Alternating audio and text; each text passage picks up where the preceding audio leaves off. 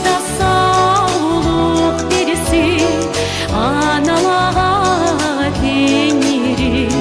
Gül bağımına çiçeği yüreğime girdi.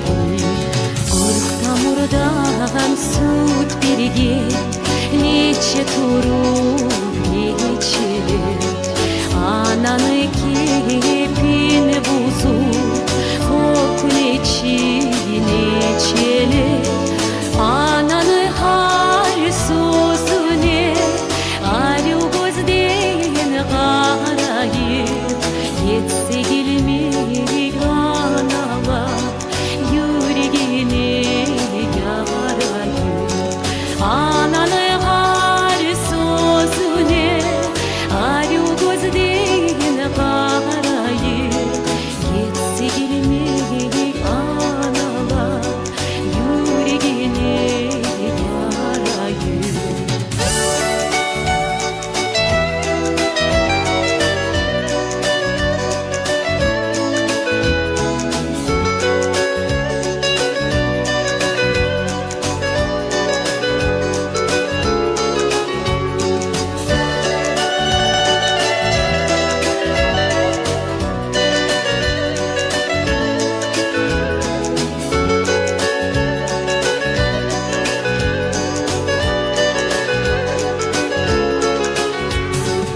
Hayretke başını salıp tan kattıra analar.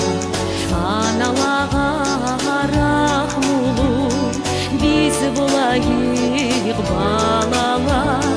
Tizleri bizden durur anaga ömür tileyi. Aytkanın etir kadrini biz bileyiz. Tizleri bizden durur anaga ömür tileyi.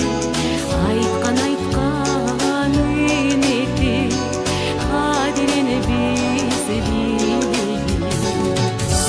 Dünyada sağlık versin ana temirim.